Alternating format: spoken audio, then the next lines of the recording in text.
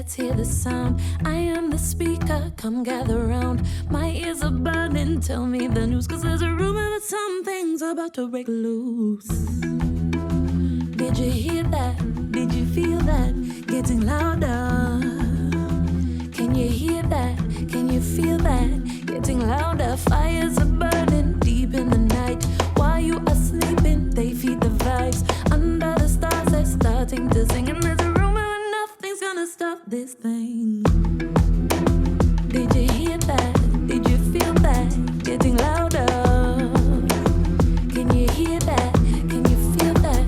Getting louder. Rise up. No one can hold you down. Eyes are wide open now. Keep your head above the clouds. Rise up. Free from where you were bound. Leave the chains on the ground. Time to turn this thing around.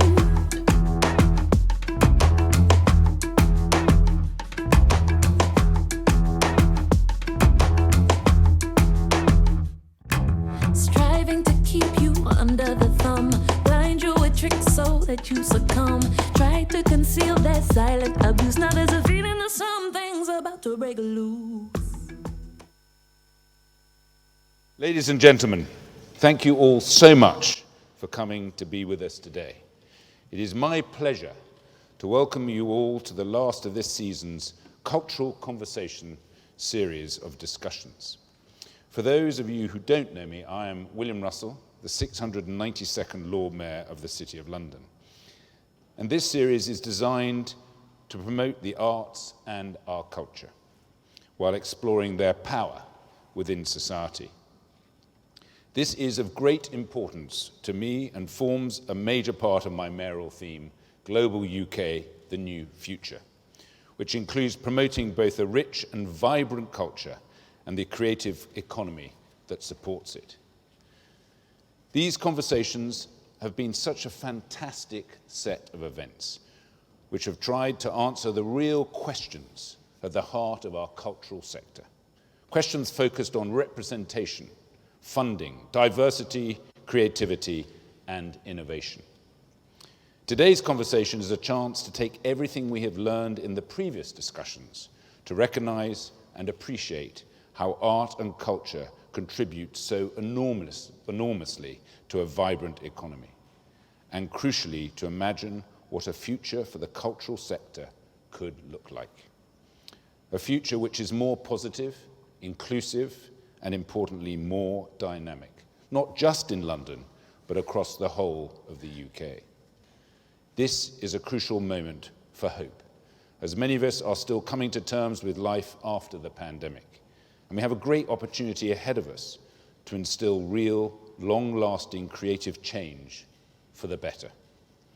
This idea was at the heart of the Culture and Commerce Task Force, which I launched a year ago, with an express focus on setting out a new blueprint for how the culture and business sectors could work more closely together, especially after the impact the pandemic had on both sectors. It released a report earlier this year, Fueling Creative Renewal, which, to put it briefly, was our schematic for hope. It was filled with ideas on how both these sectors could achieve great things by working together. And already we are now delivering on 5 key projects, which will strengthen London's creative energy and competitive strengths, as well as retain London's position as the best city in the world in which to live, work, learn, and invest. Of course, this is just one focus for the future, and I certainly wouldn't want to say that I have the monopoly on ideas. That's why these conversations have been so important to me, because the future of our culture is not one voice talking in the dark. It is bright, symphonic, and diverse. It benefits from every idea, which is why I am delighted to be part of this excellent panel discussion today, alongside some fantastic leaders of the UK's cultural and creative sector, including Tarek Iskander, the Artistic Director and CEO of the Battersea Arts Centre, John Studzinski, who is the founder and chairman of the Genesis Foundation, who has been instrumental in organising these discussions, Kully, Thiarai, the Creative Director and CEO of LEEDS 2023 Year of Culture. And I was just up in Leeds at the end of July. I can tell you it's all happening in Leeds. Ayana Witter-Johnson, who is a singer, songwriter, and cellist. I was hoping she was going to bring her cello, but that's for next time. Claire McColgan, Director of Culture at the Liverpool City Council. Nina Skero, Chief Executive for the Centre for Economic and Business Research. And I'm very pleased to welcome our chair and good friend, Will Gompertz, former BBC Culture journalist, and now, we're very excited at the Barbican, Director of Arts and Learning at the Barbican. Now, before I hand over to Will, let me just say that if you have been present at any of the previous conversations, then I want to thank you for coming on this journey with us. We have all had the rare chance to hear from some of the brightest creative and cultural minds across the UK, and today is no exception. Now, Will, over to you.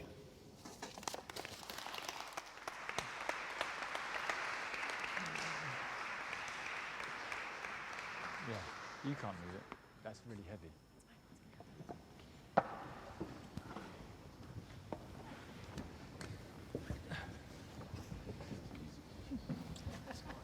That's great. Good evening, ladies and gentlemen. Nobody here? There we go. Thank you very much. That's nice. William, thank you for that excellent introduction. And welcome everybody to this final conversation, cultural conversation, to everybody in the room and the tens of millions watching online. It has a really intriguing title. The title of this conversation is The New Future, Art and Culture in the Making of a Vibrant Economy, which, when you think about it just for half a second, is a provocative and important title. I mean, what the hell is the world going to look like in a few years' time, and what role is the arts going to play in shaping that? We've got an incredible, large panel to discuss that, which is fantastic. Fiona Bruce doesn't have to deal with this. She has 4 people. I have 7, but 7 wonderful people. As William said, I'll just quickly run through the runners and riders again. We have on the far end there, Tarek Iskander, who is the Artistic Director and CEO of the Battersea Arts Centre. We have next to Tarek, Claire Mclaughlin from Liverpool Culture, Director of Culture of Liverpool since 2009, but was crucially at Liverpool during the European Capital of Culture in 2008. John Studzinski, who is the chair and founder of the Genesis Foundation, is also managing director and vice chairman of global investment management firm PIMCO. We have Kully Thiarai, is creative director and CEO of LEEDS 2023, who I last met at a rugby match in Wales. That's a long story. We've got William Russell, who you already met, the current Lord Mayor of the City of London. We've got Ayana Witter-Johnson, who I really hoped was going to perform her rendition of Roxanne, but that's for another day. And finally, Nina Skero, who is an economist, chief executive of the Centre for Economics and Business Research at CEBR. So a round of applause, please, just to give them a warm welcome.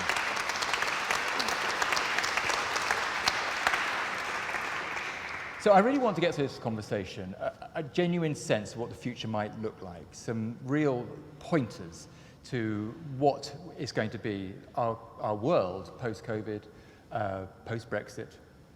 And I thought the best person to start with that question was Tarek Iskander, because he is the CEO of the Battersea Arts Centre, and you will all know that Battersea Arts Centre for many, many years has been an institution which has been a thought leader for this country, both before it was an arts centre, actually when it was a town hall, and ever since it's become an arts centre. Some of the greatest performances have happened there, some of the great speeches have happened there. I remember memorably being there to watch an early punch-drunk theatre show, a promenade show called The Masque of the Red Death, which kind of heralded a whole thing about performance art, which came thereafter.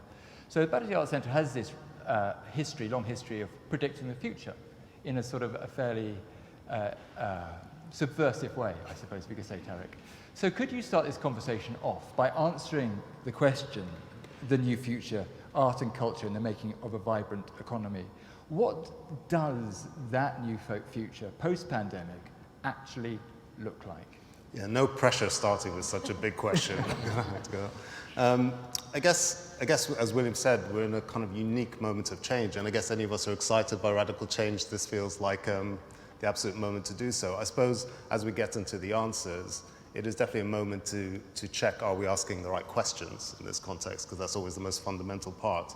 And I think when we talk about a vibrant economy, I think as we all know and all experience, economy is made up of a lot more than pounds coming in and out. And there's kind of issues around welfare, there's issues around happiness, quality of life, and so on. They're absolutely critical. And I think what's great about the arts and culture is we uniquely, so if you work in the health services I used to, you make people well, and that contributes to an economy that way. But the brilliant thing about arts and culture is it can contribute in so many different myriad aspects.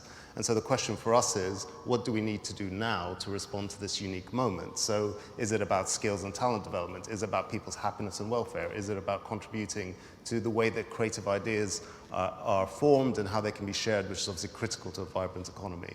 And so there's a question for us as organizations, how do we target what we do? How do we measure that impact and evaluation going forward? And this seems a brilliant moment to recalibrate. I guess the last thing I'd say as well, from my point of view, is I think there's been a massive change in society and certainly within the arts and culture sector about putting people first and sort of recognizing that, you know, the ends don't justify the means, that how we do things, how we operate in a way that is fair, that is inclusive, that's accessible and just and has justice at the heart of it is now really important. And as we create a new economy, as we respond to this crisis and the environmental crisis that's to come, how do we react in a way that does put people at the center of it, I think is the core question that we need to ask at this moment.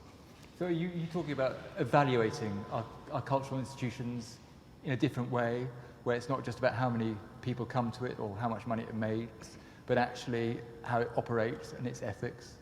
Completely, and I think that is historically a weakness of arts and cultural organizations. Probably at the heart of it, we like to imagine ourselves as very creative. You know, what we do is unmeasurable. It has a kind of intangible effect on the world and on society. But the reality is what we do has very real, tangible, concrete effects. And I think the issue for us is how do we measure that, how we demonstrate that evaluation. So I think it's a clarity of purpose, so us knowing what we are doing, because that will be different in different places and different times, responding to those different needs, but also how we can measure that, I think is going to be critical for us. Kully, you're in charge of LEEDS 2023, big festival, lots of money going into it. How is it going to be different to the festivals we've known in the past, the city of cultures we've seen in the past? What about this new future we're talking about, where arts and enterprise intermingle? What are we going to see which is going to surprise us? Well, we've had to drive our thinking quite radically from the very offset, because, of course, LEEDS was really ambitiously trying to bid to be European Capital of Culture in 2023, and of course our departure from Europe meant that many of the UK cities were no longer eligible. And one of the brave decisions by our local authority was to commit the investment they're going to make to the original bid programme, to continue to say, actually, you know what, we're going to do it anyway. Now, that might not sound particularly extraordinary, but in that context, but also for that city to say, culture really matters, and it matters in all sorts of ways, and we're going to use it to drive our agenda as a city and as a region. And what's been really interesting about the crisis that's been created through COVID is the value of culture becoming really more heightened, and a recognition of the importance of our relationship to each other through cultural provision.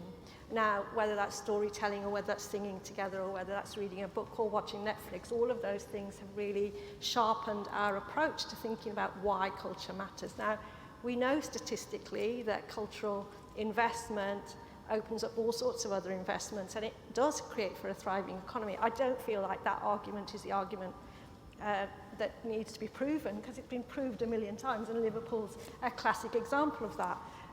I think where we do need to really think about how agile we are and how responsive we are to our communities, but also to the way of thinking about,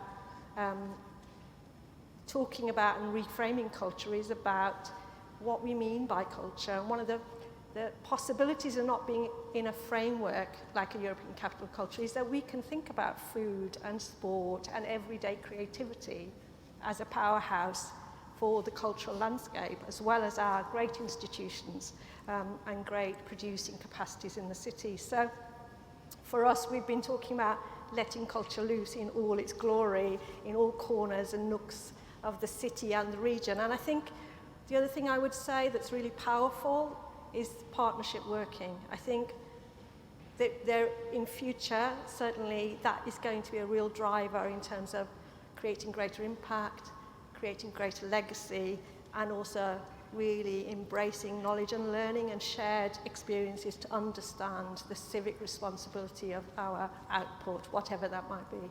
And have the City Council got specific targets for you which are about enterprise, creating new jobs, creating wealth?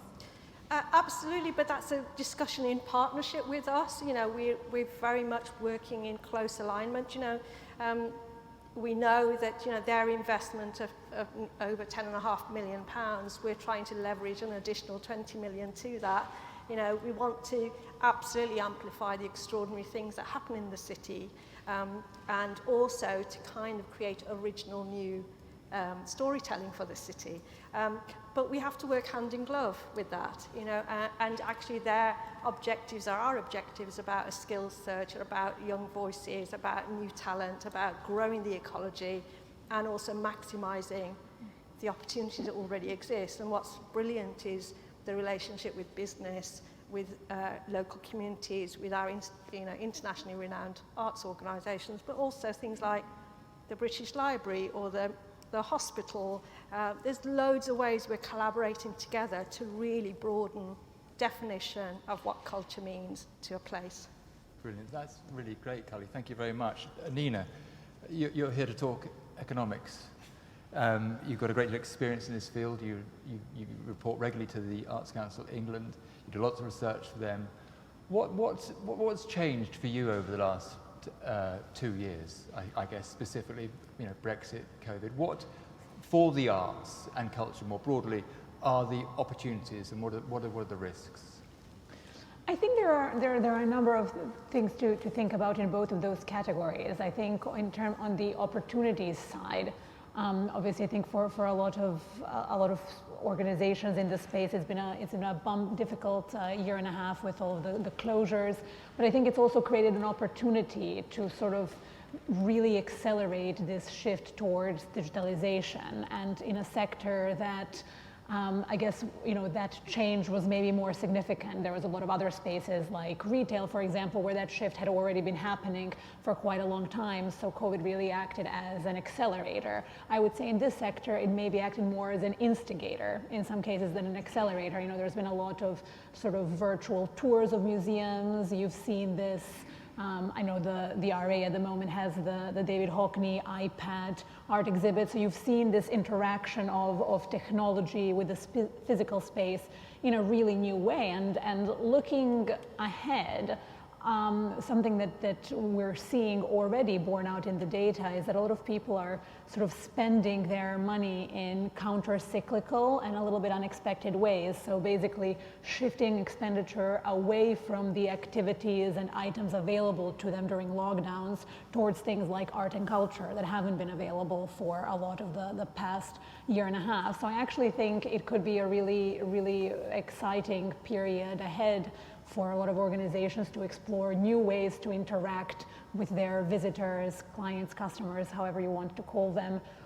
So in my view, there is a lot of opportunities and a lot of reasons for optimism there, along with the risks which are perhaps more obvious, starting with the fact that there is a sort of COVID-shaped hole in the government budget that somehow needs to be filled. So I think there will be some difficult questions there, but if anything, I think it's an interesting opportunity for a lot of organizations to find more productive ways of working and keeping their visitors coming. And what do you think that I like the idea of the counterintuitive spend, that people don't want to do anything which is involved with a bedroom maybe, or just being stuck at home. But how's that playing out? What is that? What does that spend look like? Who are the winners within the cultural spectrum?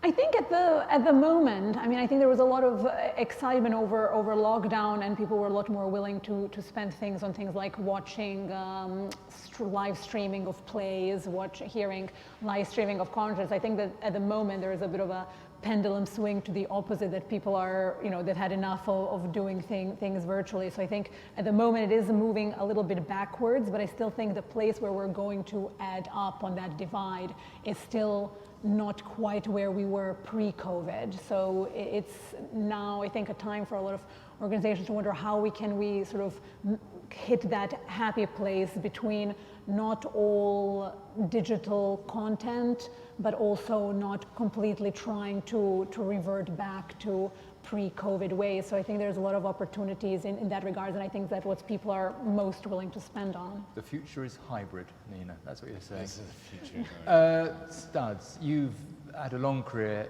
in investing in things, which is always an optimistic act, and it's always looking towards the future. You've invested heavily over the years, of course, tens of millions of pounds into the arts. From that point of view, where does the investment need to be in the future of the arts? Where should the money be spent for the maximum return? Well, I think we're 2 years into this. Let's start with the fact this is an economic shock.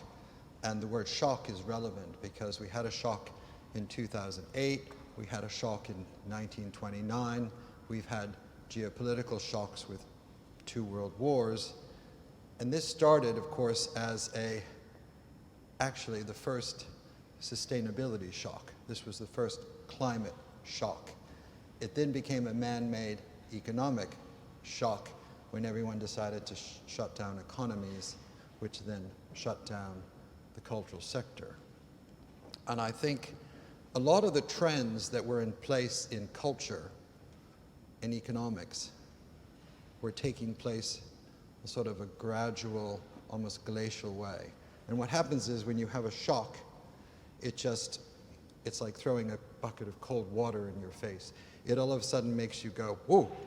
And all of a sudden, turning off the economy made lots of people focus on the arts. What happened? A lot of large arts institutions had to close. They had big fixed cost budgets because they had buildings and rent and unions and people to feed and salaries to pay. You had artists. The freelance sector we know is about 50% of the art sector. And you had the whole world sort of paused.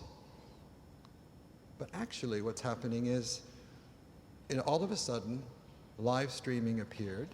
Netflix was around before the shock, and this just was an opportunity for lots of resources, lots of talent to focus on Netflix. So I think as I look at this, the history of culture has always benefited if it sort of kept its eyes open and its sort of, counsel on shocks. And I think there are 2 or 3 things that are going to come out of this shock which are positive. Number one, this has enhanced the importance of technology, artificial intelligence, and which is going to be very important for the creative process, for writing, for visual arts, for photography, virtual reality. It's going to be very important for a whole range of things. To be able to have a play right in your room through virtual reality, which is something Apple will probably produce in a very short period of time, will transform it. And also audiences. We have this interesting experience. Lots of people are getting pissed off because of live streaming. But live streaming is interesting. You can watch a play from London in New York. You can watch a play in Mumbai. So it gives you a much bigger menu of alternatives. But it also gives all these arts institutions, particularly in this country, which is, again, the center of the spoken word, the center of the clock. We've been doing this for over 1,000 years. It gives this country, culturally, a great global audience. So what's going to happen? People are going to continue to want to see live performances, but you're going to have a hybrid evolve, where people are going to have groups of people go to someone's house to watch a performance that's taking place in India or China or whatever. and it's going to have variations of audiences, variations of culture. I'm very negative about bricks and mortar. I think we have to continue to invest more money in arts education and less money in bricks and mortar. We don't need buildings. We can rent buildings. We don't need to be obsessed with building budgets and depreciation and maintenance. We need to focus on what's really important, which is the creative process, training people. Remember, you've got more schools in this country, whether it's visual arts, all these, the top 4 or 5 visual arts and arts institutions in the world to train artists, actors, photographers, architects, car designers. You know, all the Asians come to this part of the world to hire people to design their cars. Does that tell you something? It tells you a lot. So this is all here. And we need to focus more capital resources on people and subsidizing their educations. So when we have another shock, they're not running around with their head cut off saying, I can't survive, I'm going to go I'm going to change professions. You don't want to lose creative talent, you want to keep it. And I think this shock is ultimately going to be very good for the arts. I think it's going to cause a renaissance in the arts because people are going to have bigger audiences and you're going to have technology.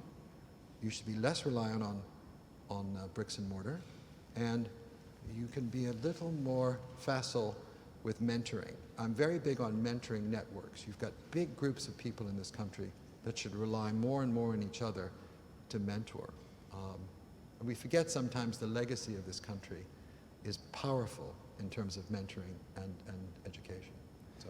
Claire, so I'm very positive, and I think the economic regenerations of it, you all heard me say the story, when we built Tate Modern 1, lots of people said, why are they building Tate Modern 1? We don't need another modern art museum. And I said, guys, it's not an art museum. This is an urban regeneration project which is going to transform London. It's going to bring London back to where it was in Samuel Pepys' London, south of St. Paul's in 1700. And Tate Modern has transformed London, and it has become a destination, not just for this country, but for the world, as an economic multiplier. but now you're saying no more buildings. No, I think that's right. I think there's a sense that if we want to invest in the arts, and this is as much for the Arts Council of the government, you start with building a building. And I think you should start with educating, training, mentoring, and nurturing the creative process. And then to the Battersea Art Center example, this was not built as an art center, it was built as a town hall. And this incredibly clever entrepreneur is using spaces. I mean, William, you should use this space for more culture. I mean, you've got this incredible space. We do. But following your point, maybe you should say no more new buildings. Yes, no more new buildings. No more new buildings. And of course, Tate Modern is not a new building, Exactly. it was an old power No, station. and I think that's... It's an old power I station. agree on no more new building. We've got enough. And Hang there's on, we have a lots stat here. Sorry. Stat alert from Nina. Oh goodness, it's like the economists just came to kill the mood. I was like, I was saying from our last research with Arts Income, we know that 52% of organizations in the arts and culture space occupy places that were previously disused or used for a different purpose, which is much, much higher than in most industries. So there definitely is a legacy of regeneration and repurposing spaces. So Claire, I want to come to you now, because obviously, you're the creative director of Liverpool now, the cultural aspect of Liverpool, but crucially you were there in 2008, and we all watched that happen. It was remarkable, that regeneration of Liverpool, the harbour front, Princes Street, and then of course when Phil Redmond got behind it and changed the tone, it was an extraordinary thing to witness. To John's point about buildings or not buildings, the role, I think, going forward of culture as a placemaker, and also around the levelling up agenda. What role, if any, has culture got to play in that? I think it's huge. Just pick up the kind of point about buildings. 30 years ago, Take Liverpool started the whole regeneration of Liverpool when it was on its knees, actually, as a city. And 2008, in similar ways, did the same thing. Liverpool for me, and obviously, I've lived there for 30 years. When I went to Liverpool, to college, that people were just like, why are you going to Liverpool? My daughter now doesn't want to leave. So there's a whole generational change, I think, that's really important. I think the word that I would use in that is confidence. So I think as a city, you know, in 2003, Liverpool had lost its confidence, and many towns, places, cities, you know, if you're talking about levelling up, the thing that they've lost is their confidence and their individual stories that they want to tell. And I think that what culture does really well, and we've done it well in Liverpool because we've invested it over a long period of time, and we've continued telling the same story, and we've run, you know, beautiful, fantastic events in that showcase these gorgeous buildings, but also showcase the people and the spirit of the people, which has been really, really important. But I think when we're talking about levelling up, the key thing for me is everyone is different. So there isn't kind of a broad brushstroke where you kind of compare Liverpool with Leeds or with Hartlepool. You know, there isn't a broad brushstroke. We've got to find the stories in those places, and we've got to give creatives the opportunity to tell those stories in a way that kind of creates the whole thing that is the UK, and put all those pieces together. But if you have not got a voice, either as a person or a place, where is your place in the, you know, where is your place in the world? And that is so sad that some places in this country have lost their voice and the ability to tell their stories well, and we haven't given them the opportunity to do that. So for me, levelling up is absolutely about kind of what we've done in Liverpool. We've given Liverpool a voice. You know, people raised their head in 2008, their shoulders went back. You know, now there's a confidence there and a spring in people's step and a real swagger that there certainly wasn't kind of 20 years ago. And we've got to do that across the country, but in an individual way, not in a kind of copying way of other places. Everyone wants to be an individual, and I think places want to be an individual as well, and that only makes the country richer. Yeah, and of course, Tate Liverpool again is a building reused, an old, of course, old warehouse. Yeah. But this notion of that, you know, I can see the culture comes in. You know, I've seen it happen in Hull, I've seen it happen in Derry, London, Derry. It does work. It brings that confidence. But then you've experienced the what after. You know, does it generate wealth? Does it generate enterprise? Does it generate a new economy? Yeah, I mean, absolutely. I mean, just in terms of Liverpool's, we found this out during COVID. You know, so 47% of our business rates come from the visitor economy. That's 270 million. And when you think where business rates go to help places, they go to the poorest, they go to help adult social care, and they go to help education. So without a strong, vibrant economy that we've built over the last 15 years, that money wouldn't be in the bank, and it wouldn't be helping the most needy. So that for me is a really, really simple, you know, in a non-kind of multiplier, you know, conversation, you know, where you say, you know, what, £12 for every pound you spend in culture, that's fine.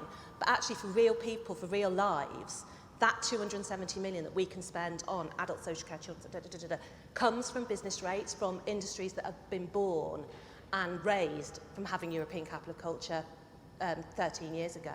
So it's an incredible story of a really, really strong culturally led regeneration, but not building led regeneration. Interestingly, we've built our cultural reputation on major events and storytelling, actually, and getting thousands of people out in the street close together, which is quite a challenge, considering we've had a pandemic for 2 years. Ayana, I want to come to you as an artist, singer, songwriter, cellist, composer. What do you need? You know, you've got the great and the good of the arts here. What is an artist looking for in terms of opportunity, investment, to create something that's called a new future? And what does that new future look like? Yeah, it's a great thing to consider, and I love what John and Kully was saying about investing in artists themselves. What I've found in the pandemic is that many artists, many of the freelancers fell through the cracks of support, and that made us feel that there was no sense of being valued by the government during that time. And many people I know decided that they were going to pack shelves in Tesco and kind of forget about doing anything artistic for a while. And that is shocking, especially for people that have so much to offer. And so I would love for there to be a period of real processing, a holistic approach to restabilization for artists and establishing a foundation, because like Claire said, we're all individual. It's hard to just assume that one model is going to fit a myriad of different practitioners. So many different kinds of arts practitioners that exist, and that's the beauty of the UK. It really is. There's so much going on, but as an artist, not only funding, what tends to happen is you might apply for funding and be funded for individual projects, but what would be great is to have a slightly longer term plan. How can we develop this project into the next thing, and what might that then lead on to, and how can we then partner with this and that person and really plot out something a little more strategized, slightly longer term than the next 6 months or the next 1 year of funding, because then you're like back at square one. So I would love to see not only support in terms of strategizing your career, but also your health, mental health, support for your well-being in that regard, even if it's an organization that's set up just for the well-being of artists, mental well-being of artists. How can we establish something that is approachable and not taboo, and not something that you should feel ashamed of, because it takes a lot mentally and physically to create anything. You know, even just being someone who looks after children, whatever it is, it takes a lot to do anything as a creative process, and the support needs to be there, particularly in this time as the pandemic is sort of unfolding into this new world that we're moving into. We need funding, we need mental well support and help. Looking after. And not just looking after, but also spaces where, what I benefited from growing up were spaces that didn't have such high expectations on what you were going to create. There needs to be playgrounds almost, like professional playgrounds where you can really test things out without it being like the end of your career if you if you want to try something new. And I think that's that sense of fear of trying new things, especially now, who has the space or the resources to allow you to do that. And technologically, I like the idea of the hybrid processes going forward. And I found I needed funding for that in this time, just basic setup, because essentially I was working from home, having to build a home studio, having to become the lighting designer, the film, you know, maker, and all these new skills that I was learning from YouTube and on the fly and from friends. But we also need now another set of investment technologically to support that. So once you've had the investment, where do you see the role of young artists in ensuring this future vibrant economy? Well, they're at the heart of it, the forefront of that, really, because the organisations are then inspired by what the artists are coming with, and so on and so forth. And it really is a partnership. It all does work together. But without inspired artists wanting to do anything, then I'm not sure where we're going to go from there. Which is exactly why William's organise these talks, because I think we all completely agree with you that arts and the economy work hand in glove.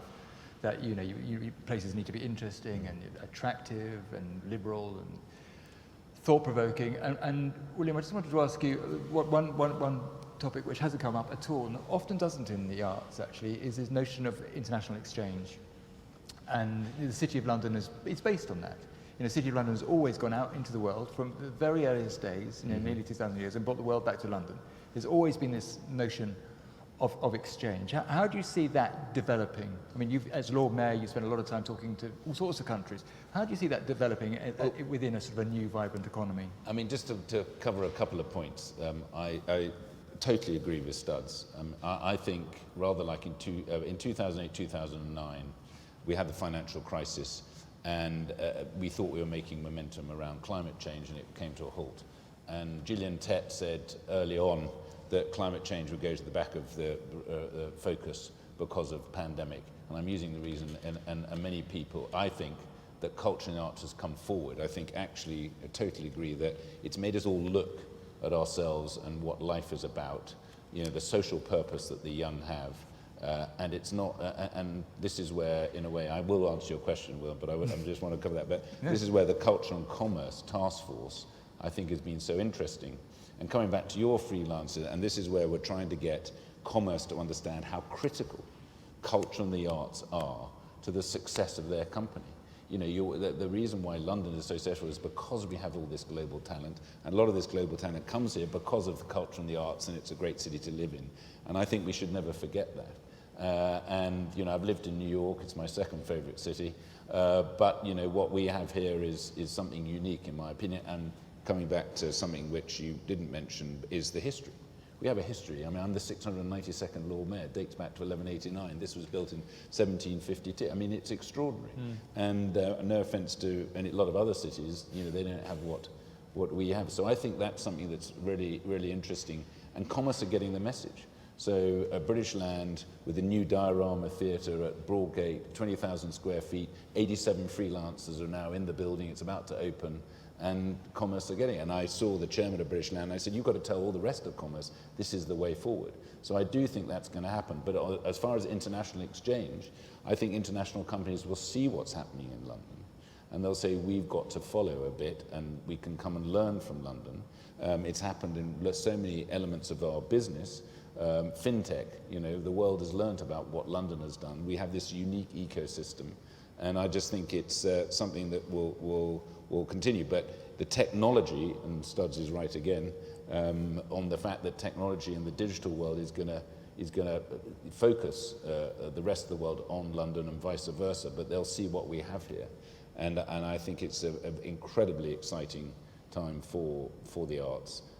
But we need the funding, we need the commerce and all. And to support what you're talking about, we just need clarity now in terms of how you travel as a musician in Europe. Well, that's Brexit, and that's cabotage I'd never heard of until I was on a conference the other day, and many people, that whole ridiculous situation where you have 3 cities in Europe and you've got to come back and start again.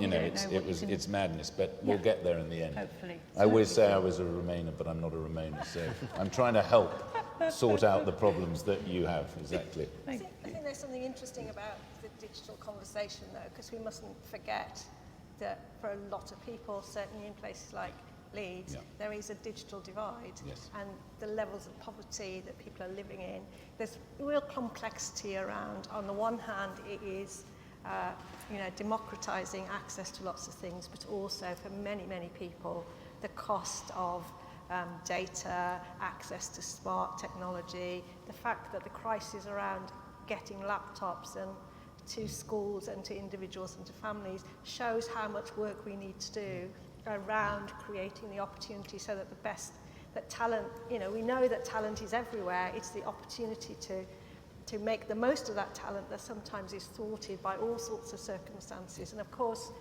I think there's a responsibility on everybody to really think about creative education and what's happening with creative education at the moment. Because actually, in the longer term, it's our curiosity, it's our ability to problem solve, it's our ability to think outside the box. That's our unique contribution to future solving issues that are global and local. And we've just, it's really interesting for us. We've just did a call out recently based on Tech for the Public Good, which is sort of a 10-day intensive invitation that was that's attracted huge amount of responses, with 50% of them being international scientists and creatives and economists and academics to kind of come together in a 10-day intensive, digitally. Now that could be really interesting to see what collectively they decide they're going to try and problem solve, and there is something dynamic about that around thinking how you use culture, commerce, economy, creativity, inspiration to begin to scope out real life issues about how we change the models, not just for the creative industries, but about how we live together, the big issues of our day, like the climate crisis. So those are dynamic, interesting moments, I think, and people are keen to grab onto that. Pick up with John, the point you made about education, because Studs invests heavily in education. Do you think there has to be a shift in government attitude towards the arts and education to ensure the sort of vibrant economy you're hoping for the future?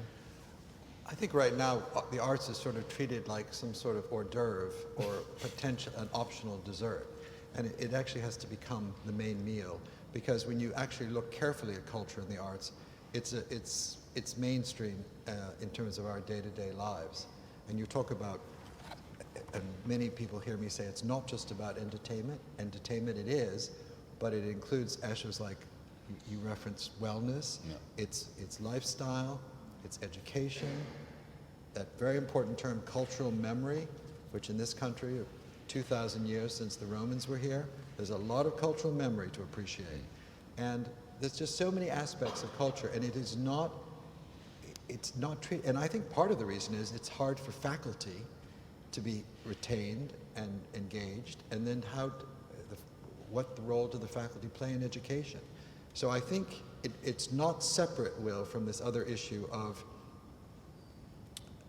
and I was really touched by your comment about wellness and how complicated it is for the freelancers during COVID. Being an artist is a very lonely thing. I think you forget you don't have a support network.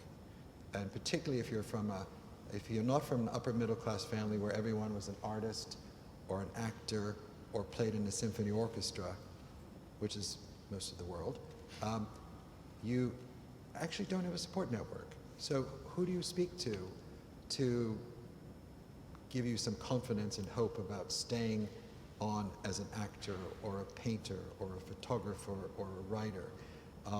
And I think there's a great network in education that can be sort of, it's not complicated given what we've all done on Zoom and given the quality of it's one of the backbones of this country actually is the cultural DNA. And that could be harvested and galvanized as a network, a support network for artists as their career begins and is nurtured and evolves, because it's lonely to be an artist, particularly when you're not sure. You need guidance, you need sometimes a role model, you sometimes need mentoring, you sometimes need a kick, you sometimes need money, and that's something that if this was, not all parts of the world have the network potential this country does, and we should make use of it, we really should. Nina, have you run numbers around this sort of thing? Not the return on investment you get from buildings, arts buildings, but the return on investment you get from investing in artists and creating an environment in which they can thrive. So we've done estimates for sort of what we expect the footprint of the entire arts and culture, how we expect what we think it is, and how we expect it to evolve. And actually, looking at the 5-year horizon, we expect the sector to outperform the economy as a whole, not by leaps and bounds, but somewhat outperform the economy. But I think a lot of that is contingent on a lot of the things we've been discussing today sort of playing out in a way that have been presented here and not sort of being neglected. And I don't mean just in terms of government funding, but also in terms of being open-minded and giving the acknowledgement for the importance of the sector, because a lot of the changes that are being discussed at the moment around digitalization, around technology, new ways of working, I think a lot of people think of that as like the opposite of the arts and culture, whereas I would say they're actually parts of the same whole. I mean, thinking of the types of people that work in tech, it's not just mathematicians and just people writing code.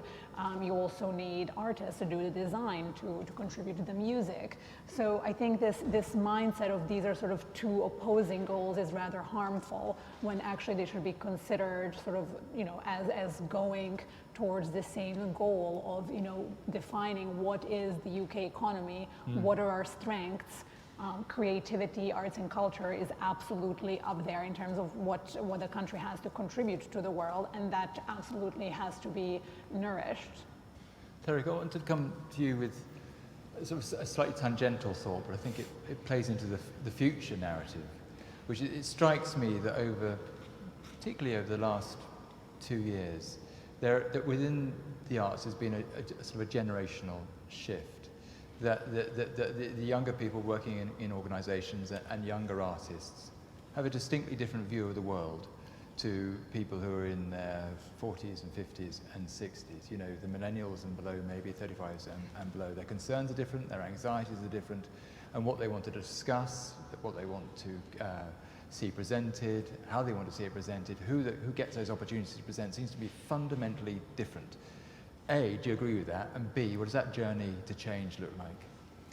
I mean, I actually totally agree with that. And I think when you speak to young people, they've got a completely different sense of the future that they want to create. And that's usually very energizing, because frankly, it's a lot of generations that came before that made a complete mess of it. I mean, I think it relates to what's happening, though, is I think what the pandemic clearly brought up is that there is, and this really relates to Jana's point, there's something fundamentally rotten in the way that we do a lot of things currently. So if you think about people who are absolutely critical to our workforce, the artists, the people, the way that they are so economically vulnerable that they're so lacking of security at this particular point. Going to your point, John, we all know it's not about buildings, and yet all our money is tied up in buildings in a way that's not enabling that to happen. That is something that I think the next generation will not tolerate as a way of continuing. So the challenge for us now is how do we address that problem, and what are we going to come up with? And it feels that now is the moment to really tackle that. During the pandemic, a lot of freelancer networks formed, or self-formed, and that was a really positive thing. Their campaigning evolved around security of work, pay value, assessment about, there was a lot of discussion about universal basic income and looking at French models about intermittence and having kind of funding in midpoints. I think all that was really positive. The reality is, though, that we have to find a way that people working there, those artists are much more secure, have fundamentally better well-being, have fundamental opportunities for training, for mentorship. And that's something that, Battersea Art Centre could do very little to solve that problem in isolation. But if you put cultural venues together with business partners, with third sector partners, with government, there is a huge amount we could do to solve that problem. And it'd be nice if we didn't wait for the next generation to solve it for us, if we could at least do the groundwork to make it happen. I just think on that point and picking up the education point, we've got a massive class issue in the arts, and I think it's just going to be kind of exacerbated, if you like, through COVID. I think that how on earth would you want to carry on being an artist at this moment in time from a working class background when you can, it's just going back to the point when you can work in Tesco's and earn more money. There has got to be a value both through our kind of primary and secondary education on great quality arts teaching that's gone actually. Who wants to be a drama teacher now that they don't? And unless we do that, we are going to be so much poorer as a country because we are not going to have those kind of individual voices coming from places outside of the middle classes. And that is just, but I can see us going into that. I can see us kind of sleepwalking into that situation because those voices have not got the right routes to go through. The youth theatres, that kind of whole finding yourself, those voices that will go one way or the other, And those really, really, really British, I'm thinking probably especially around the performing arts, the kids that I have worked with in the past, the ones that have just got that spark, they can go in one direction or another, and I think it's our job as a society to make sure they go in the right one and use that creativity, that raw creativity, that not trained creativity, to kind of do brilliant, brilliant and wonderful things. But I don't see where that's coming through at the moment, because why on earth would you if you've got no money and you can earn more in Amazon or in Tesco? But is there a role for, somewhere like the Everyman in Liverpool to fill that gap? Well, I think there is, but I think there's a wider issue which kind of Tarek talked about. And those of you who are probably my age and a little bit older will remember enterprise allowance. I think there's a view for creative enterprise allowance to allow people to have the opportunity to be artists, to create, to have a security around that, to want to do that at college and not think it's like there's nothing in it for them. So I do think cultural organisations have got a big part to play in that. Yeah. But I also think kind of local authorities, government have got a big role to say, without this, where's our voice? Ayana, I want to come to you on this because we're talking about artists and what artists need, and here we have an artist among us. And you said what you don't need, which is no support and the feeling of vulnerability and having to do everything yourself. What do you need? What does well-supported and a successful framework for building a career look like to you? Starting at maybe as your 18-year-old self and then building a career from there. What do we need to put in place? What needs to be there for you?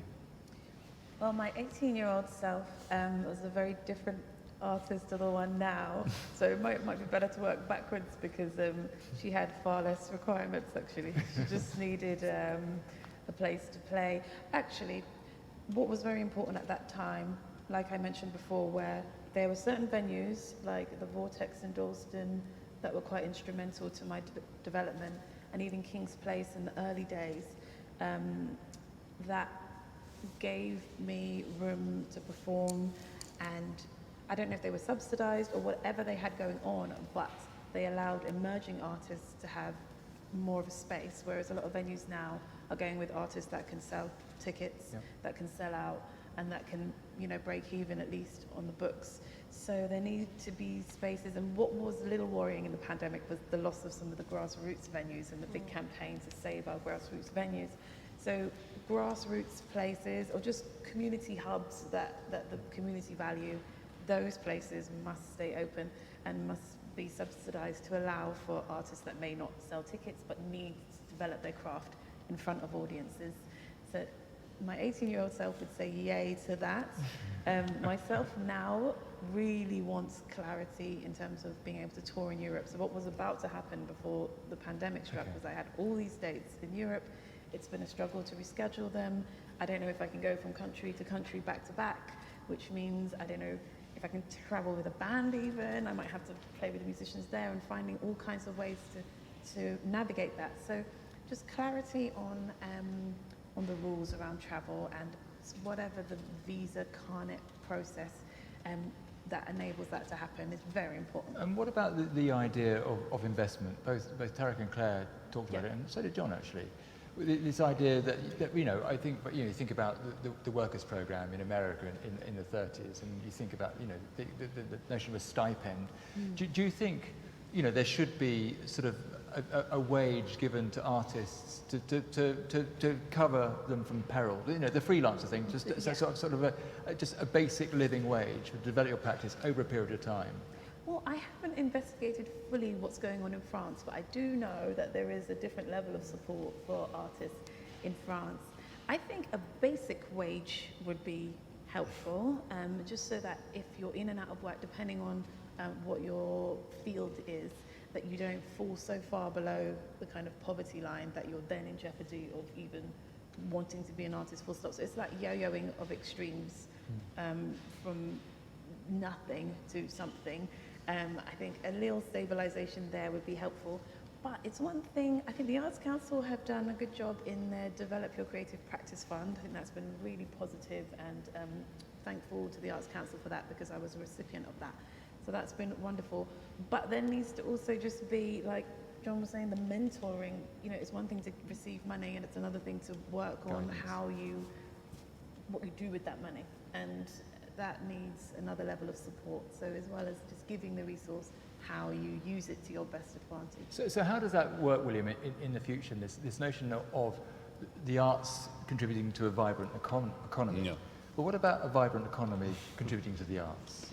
How should that look? And what responsibility does that vibrant economy have for looking after their arts and their culture? So I think commerce has a huge responsibility, because coming back to my initial point that you know, the creativity that is gained in the workforce from the arts and culture is enormous. But also, if we're talking the hybrid model, when people come into the city, whether it's for 3 days or for 5 or 2 days, if we're going to go down that model, there's a reason why. I mean, it's changed. They aren't just coming to the office. They're coming because they want to make a visit to the city, and I see Nick Bodger there, who looks after a lot of our cultural places in the city, and we want people to come in to the office, maybe go to the theatre in the evening, or come and listen to a concert or whatever, and do that for a couple of days. And what we're hearing from the hotels is that they're doing deals for Tuesday and Wednesday nights, and this is something completely different. So that's also attracting that audience from outside of London, that you know, and it will be the same for all the other big cities. Attract people from outside who are coming in just for those 2 or 3 days, maybe staying overnight and doing something in the evening that they never thought about. So I think, you know, that's part of it, but I think also that creativity that the workforce needs is part of the global talent, part of what the workforce is looking for, and also, you know, I heard from the CEO of BlackRock, Rachel Lord, who said the other day, you know, mental health is going through a seismic change. You know, I'm Deputy Chairman of Place to Be. It's all about early intervention of mental health. Suddenly, all these employees, they never thought about mental health until the last 2 years, and now they're really addressing it. And that mental health could be addressed in many different ways, and one of them is the arts and culture and what we can do around that. So I think commerce is waking up to the fact that this is absolutely crucial to have a successful workforce, and I think that's one of the positives. Do you feel like particular organisations and companies themselves might pay like a licence like they do to the PRS Performing Rights Society? There's like a licence that you pay to reinvest back into arts. That could be an idea, but remember, a lot of them pay lots of money to sponsor various establishments, or you know, which funds the arts. So that sort of happens already. But they could go a step further. And I think in a way British Land have done that with New Diorama. They're, 87 of these freelancers are in the building, and they are paying nothing for the space and are coming in and getting that. So I think there's more of that. And also the other thing that I've had some reverse mentoring, and maybe we could bring that into the big commerce companies where you have reverse mentoring. So maybe I introduce you to a CEO of a big company, and you can learn about what either he or she's up to, and vice versa. But it works. It's fascinating, and I think that's something which the big corporates are looking to do. And interested to see whether Studs at PIMCO is doing reverse mentoring yet as well. But something I would certainly encourage. No, we do. It's an important partnering with arts institutions or schools. It's there is a lot of give and take about what I call lessons learned. Yeah. But it has to be structured, not ad hoc. Yeah. But I do think it's important that we not just regard the corporate sector as sort of as sponsoring organizations for mentoring, because one of the biggest problems is the arts are too dependent on what I call sporadic, almost butterfly-like sponsorship by corporations. On good times, the corporates are there, and bad times, there's nobody there. And the arts need a constant sort of underwriting by society. I mean, it's no different than teachers or doctors or some of the other things we're talking about. How do you get to that position, John? I mean, I think nobody would disagree with you, but how do you, beyond another tax, how do you get to a situation where you have that regular funding? So it's really, to Ayana's point, that you can know that there is a solid base on which you're standing. Well, you have a cadre of different training institutions that people have formal or indirect experience with in London. And unfortunately, if you look at the drama schools, the creative arts schools, and all the other institutions, the top 5 or 10 across the country, the tuitions have gone up enormously, and the bursaries for people that have financial need have not gone up. So you either have to create a system where if people get into a school, they're going to have a very high probability of being fully funded by the government or some other third party. And, because these schools are excellent, and they're very good, they're tough. And we do a lot with Lambda over the last 20 years, and, Lambda, it's very expensive for someone to have a 3-year program at Lambda. But if someone gets in, you almost feel, and they decide can't go because they don't have the money, what is that? Yeah. It's like you've got this stone and you're not going to polish it. Someone who really is going to be very, very talented, and there's no way. It's to Claire's point that becomes an issue of class. To create a network. This country has the ability to teach people, and it's funding it is, I think, should not necessarily be such a drama, but it's turned into a big drama because it's regarded as less important than other things. Education. Okay. Thank you very much, panel. We're going to take some questions from the floor and questions from our viewers online. If you want to ask a question, could you put your hand up, and we'll come to you with a microphone. And then we'll organise it. Questions online, put them online, and we'll find a way of answering them. So here, the lady in the middle. Hello. Hello. Thank you very much. Fascinating talk. And I'm brought back 20 years, maybe more than 20 years, when Arts and Business was introducing this concept of arts at work and that partnership between commerce and the arts. And I did a piece of research when I was a student at City University that actually wanted to measure the impact on the people working in these companies, their attitude towards the arts. Did something change as a result of these partnerships? Because most of us working only had a relationship with the companies that we were partnering with. And I'm just wondering, and the question is, can we bring something back in a framework that enables these partnerships to come back into play, where we can bring artwork into the workplace? I know from I did the research, it does make an impact on people's attitude towards the arts. Many of the people I talked to, and it was a random sample from people working in the mailroom to the chief executive, started volunteering more, started going on them, with their own family and friends to see things. So we know it makes an impact. So can we recreate something with the demise of arts and business here in England? Claire. Because I nodded about arts and business. I think it's odd, isn't it? Because when you've kind of been around a long time, things start to come around in circles, don't they? And that's why I mentioned enterprise allowance, because I just think loads of people who I know became artists through the enterprise allowance scheme, because you could earn and work and do other bits and pieces as well. So it's a great kind of levelling up thing for people. But I think arts and business is another one, actually. That was a great scheme that did exactly what you've said it did, and it did it on all sorts of different levels. There was an arts and business, for those of you who don't know, there's an arts and business place in every city, and every, in some small towns as well, I think. So it connected those local businesses with artists, and in a really, really interesting way. And I just think there's always a need, I think, never to reinvent things when you're going back to it.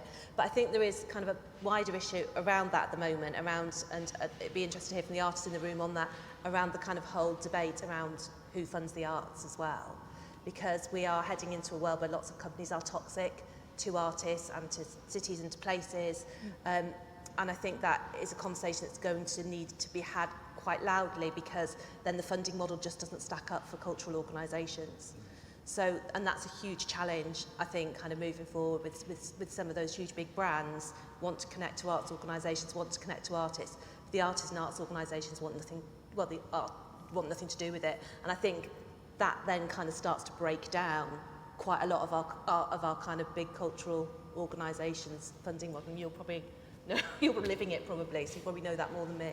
But I think that's a real conversation that we need to have around arts and business, actually. What Tarek, just pick that up, the ethics and sponsorship and relationships with businesses, and because if you dig hard enough, ultimately you're going to find something you don't like about everything, I would have thought.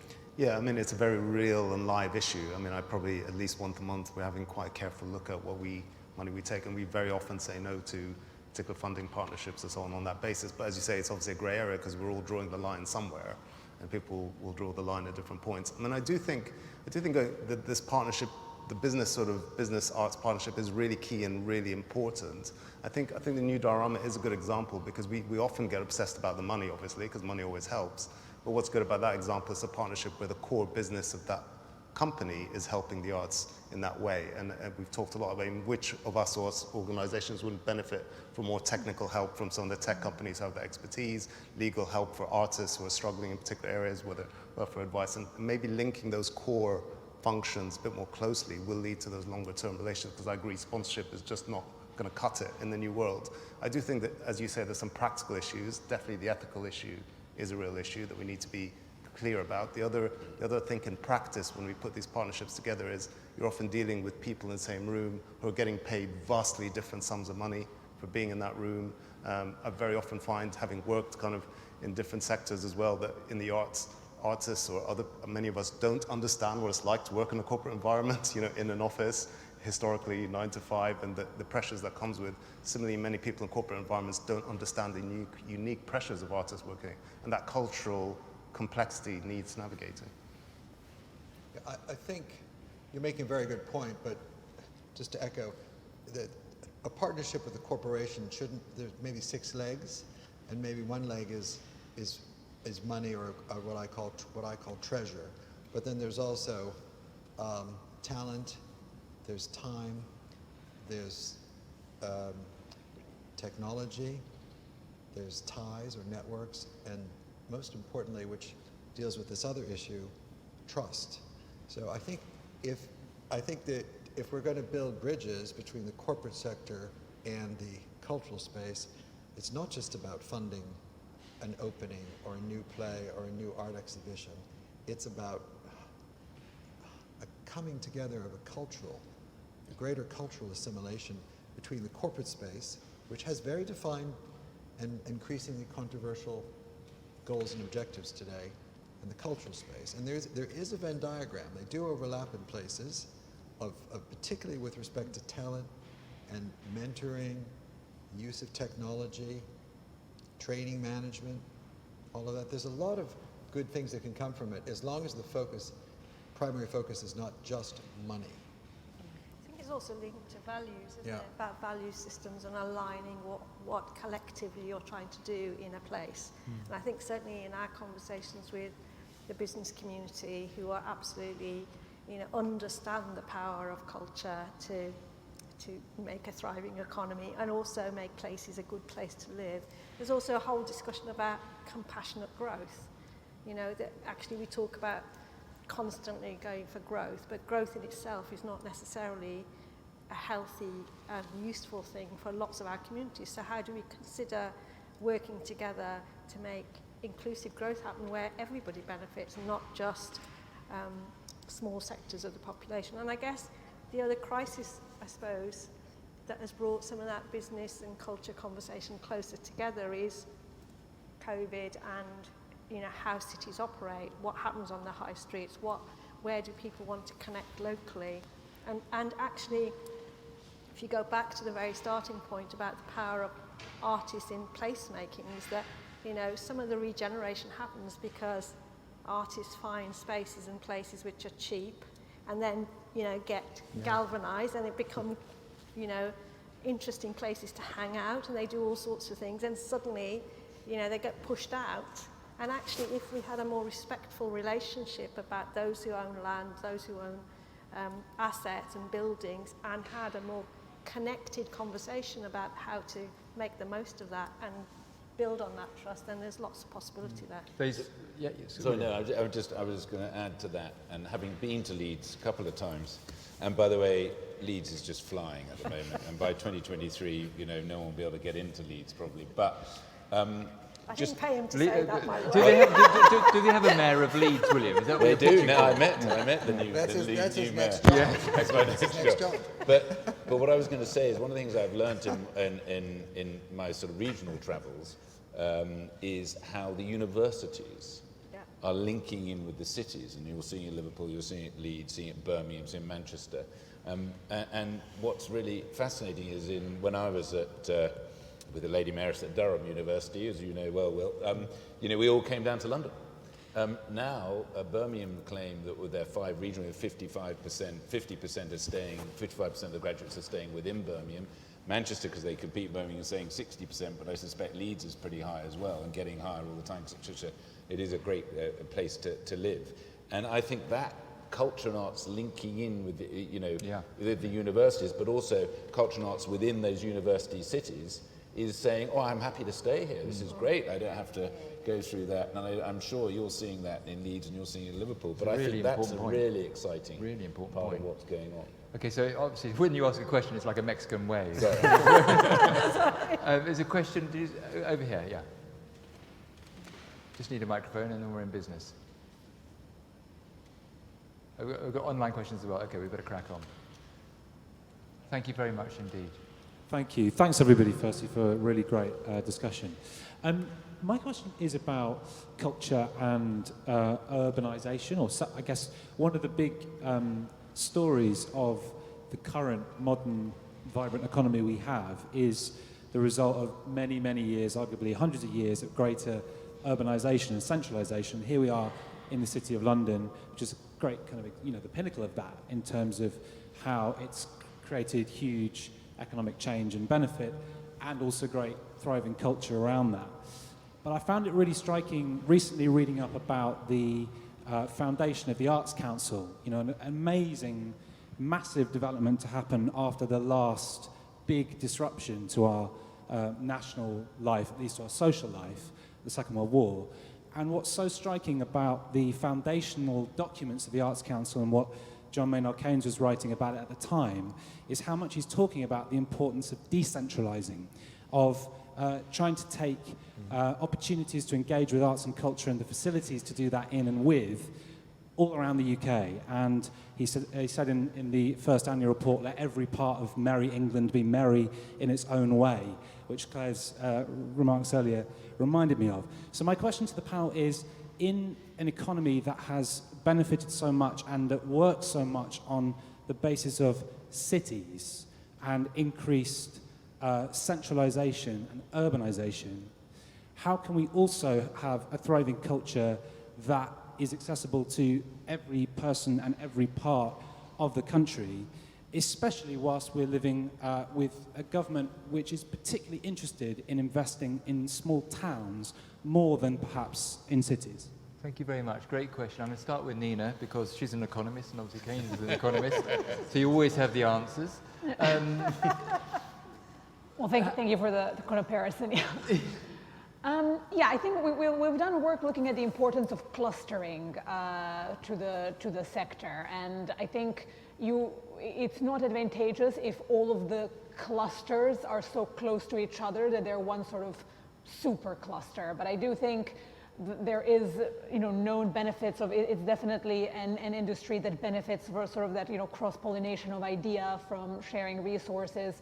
So it's not surprising, I suppose, that sort of, there are hotspots, let's say, of development, and that those have generally been in cities. We've talked a lot this evening about the new importance of digitalization and technology, which I think is an important item on the economic agenda for a number of reasons, but hopefully it should also increase sort of, the ability to place make economically, then that's away from cities and into smaller towns and even into rural communities. And then just lastly, I would say, in order for what you're describing to happen to a higher extent, there needs to be a bit of a focus shift, and this is true for all sorts of investment, both from government and from the private sector, in terms of what is considered, what metrics are looked at when you're making an investment decision.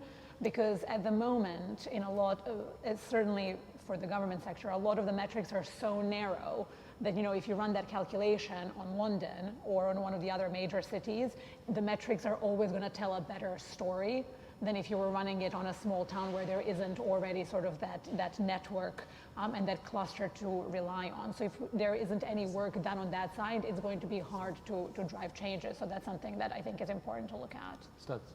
But isn't that also, on the duration? Because if you look at it over 5 years or 10 years, you get one answer.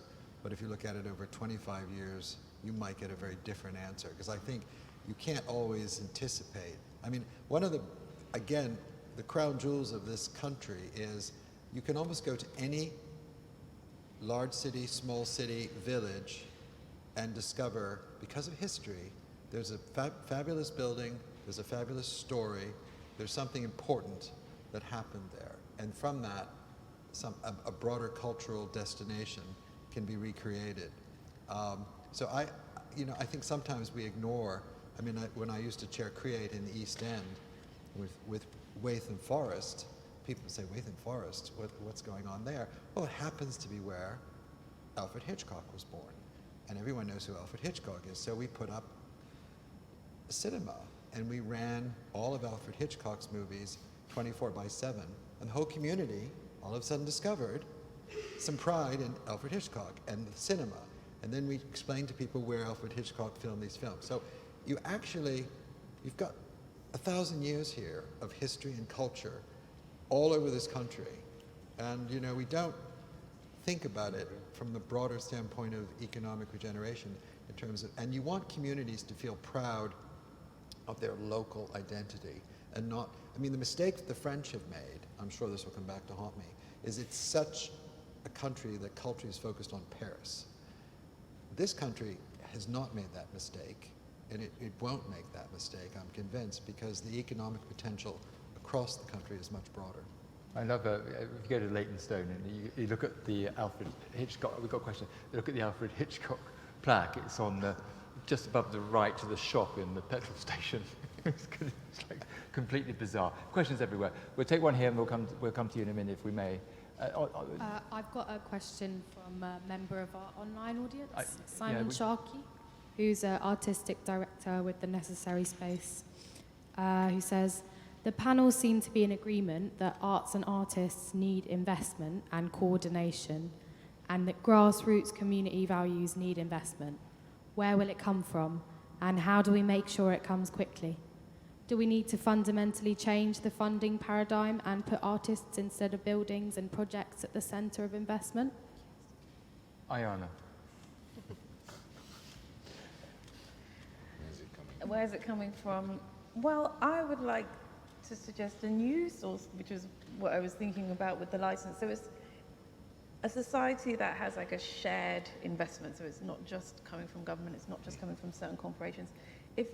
If we all thought that there was an arts budget, where in terms of where our taxes go now, if we were clear on a portion of that is specifically for the arts, in the way that we know it goes towards the NHS on some level, or, you know, public services. Or the BBC. Or the BBC, yeah. So I think if it could just be embedded in the staple of what we're currently doing, which is contributing to society, if arts were a part of that and not the fringe add-on, you know, the government can cut whatever budget that is there in half. If we all felt invested on that level as a nation, that might be the easiest place to start, as opposed to putting all the responsibility on a certain company, and then, like you say, the ethics and trust and, you know, what their values and morals are might become too much of a focus in terms of then what art they want to see. So if we're all, as individuals, contributing to the arts pot and then working from there, that might feel better. We might all then feel able to share, like what Claire's talking about, have our voices heard, and then maybe there's like not a have your say, but as well as giving your money, you can maybe have your say. There's a collective pot of ideas, and so we all feel like artists, but maybe that's too utopian. Too, I think utopian's just what we need. We've got a question here and then a question with the gentleman there. Thank you very much indeed. And then we'll wrap it up fairly soon, otherwise it's going to be like a seminar. My question was around when we're looking at how we're funding the arts, how much consideration is taken in, you know, you mentioned this Alfred Hitchcock cinema. How much effort are we putting in trying to reiterate or rehash a past legacy versus investing in our artists who are alive and living now and creating the impact that needs to happen, and I think operating in the flow of the moment instead of trying to hang on to these instances in the past. So how's that been? Can I go to Kully? Can I go to Kully first, John? Would that be okay? Sure. Kully, because I mean, so how do you get that balance between the past, the known, the storytelling, the background? You have that in LEEDS in spades. We do. And then introducing the vibrant talent of today. How do you balance those two things? Well, I think it goes back to Claire's point about the uniqueness of a place and its people. You know, you probably don't know, but LEEDS has got over 170 languages spoken. You wouldn't necessarily know that in terms of its diversity and richness if you only looked at its cultural offer. So part of my job is to say what are the stories that we're not telling, both contemporary and historic, because I think history has and heritage has an active part to play in teaching us about the present and the future, and so those things are interconnected, I think, but it's about making some strategic choices around the richness. And I think I was saying to you, Will, earlier, that notion of celebrating difference, it's not about unifying and trying to make one cohesive voice be present for as a brand exercise. It is about saying this extraordinary city has an extraordinary history and legacy, but also a vibrant, thriving cultural life now, and how do we shine a light on it?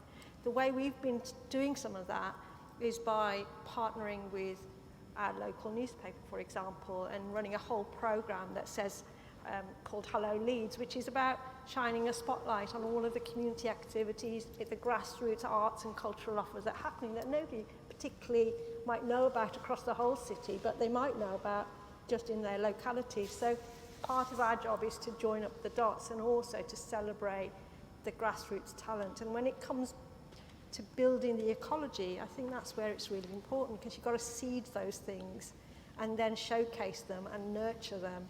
And that's, I think, where collaboration and partnerships can absolutely critical, whether that's, you know, your local primary school with Slunglow having a strategic relationship, which is a theatre company in Holbeck, where they go and do an arts lesson every week, and they've you know, over the lockdown designed a whole book that they shared. So that sort of creative interactivity that's really hyper-local, but that also somehow then manifests itself as a bigger story. And I think that's part of our job as you know, the custodians of celebrating this year of culture, is to kind of deal with that complexity. And I think the danger sometimes about the way we talk about arts and culture is that we try and make things very binary, and actually there is so much intersectionality about and complexity about who we are, what our story is, what we're excited about, and what we want to say. And I think our young people have a lot to say, and that's really important to give them the platform and the resources and the tools to be able to articulate that. And as adults, you know, older generation, we have a responsibility to properly listen, as opposed to saying, oh, these are the models that we used to use, you must stick to that, and weren't they the good old times? Here it is. We've got a bit of learning to do ourselves, which is like, oh, we don't know what we're doing in this new context. Let's work it out together, and that's certainly what we're trying to do with some of our youngsters. Did you want to add to that? I'm going to say something very different, which is I'm sort of a great fan of James Dyson. When you look at his new STEM university, where people work for 3 days and go to school for 2 days, and science, technology, engineering, and math, I think artists, to your point about how do you produce, how do you actually learn how to be a producer as an artist, training STEM to young artists, because right now you can actually have video billboards of young artists all around the world. You can take every video billboard in 50 countries, and young artists can show themselves all around the world and have an extraordinary market, extraordinary audience they've never had before. So teaching young artists STEM early on, and not assuming they can't do STEM, they can't do technology, it's just like teaching them to walk or to ride a bike. It's the same facility they need to do, and it'll make a big difference. Okay, finally, this gentleman here.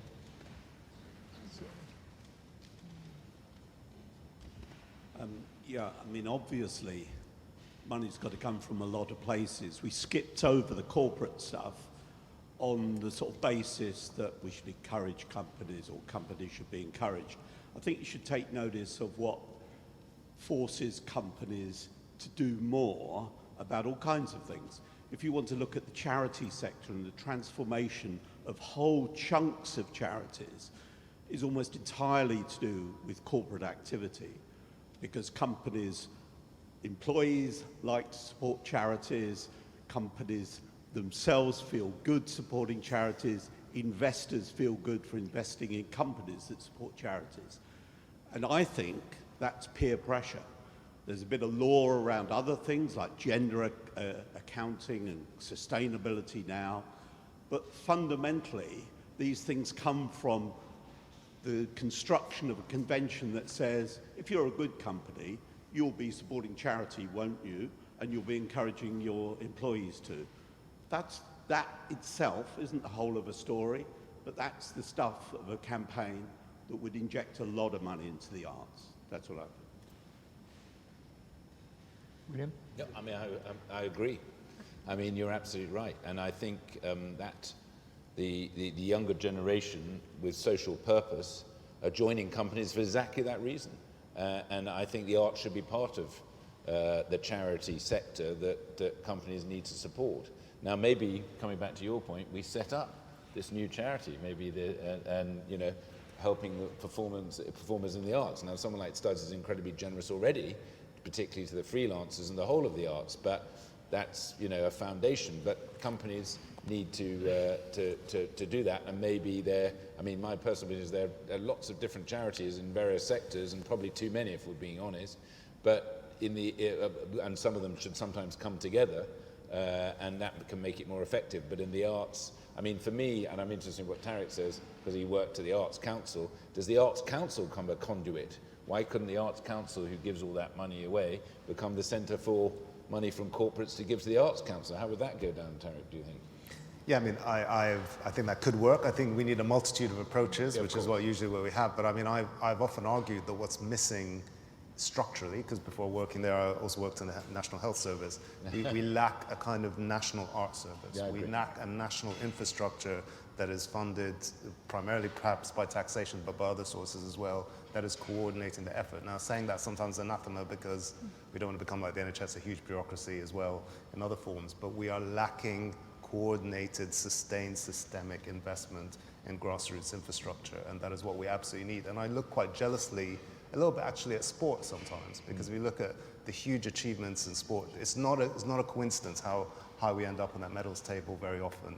And that's partly because we just invest more seriously in grassroots organizations, and actually fundamentally organizations at BAC and Barbican and so on, I believe those organizations should exist, but we should not be trying to do everything. We need to allow those organizations to specialize so that we can invest in grassroots infrastructure. So I would support that personally. Yeah.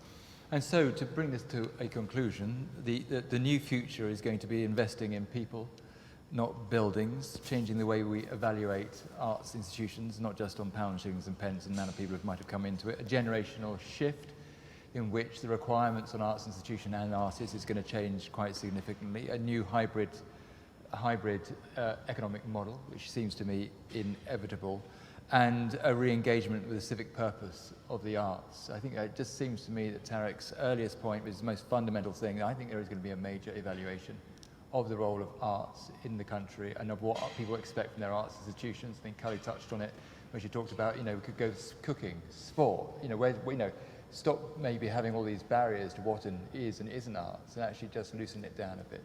And to Ayana's point is how are we going to fund artists in the future? We've seen what happened through COVID. Put young people and many artists in a perilous position, awful position. For a country which prides itself on the creative industries, that's not good enough. So what's going to happen in the future? And what are people in this room, what are we all going to do about that to make sure that we have some sort of national health service for the arts, so we can build the great potential John's talked about this country has in our ability to be liberal, creative, ideas-driven, and share our creativity with the world. I think it's an amazing conversation. Thank you so much, everybody on the panel, for incredibly generous contributions. Thank you for listening, asking questions. Thank you, everybody online. Could you please finish us off with giving the panel a nice warm round of applause? Thank you. Well done, William.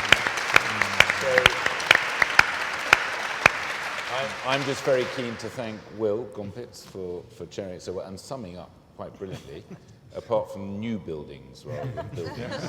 But anyway, and a big thank you to my good friend Studs and Harriet as well, the Genesis Foundation. Without them, these events wouldn't have happened, and a huge thank you. And I think these conversations and the lasting work, hopefully through the Culture and Commerce Task Force, has been, will continue to thrive, and it's been a real highlight of my mayoralty that, as you know, ends on November the 12th, but I've been lucky enough, had 2 years at it, and so I count myself very fortunate, but thank you again for coming, and everyone who was listening, but thank you. Yeah, thank you. Thank you for coming. Thank you. Run the road, run the road, run the road, run the road, run the road, run the road.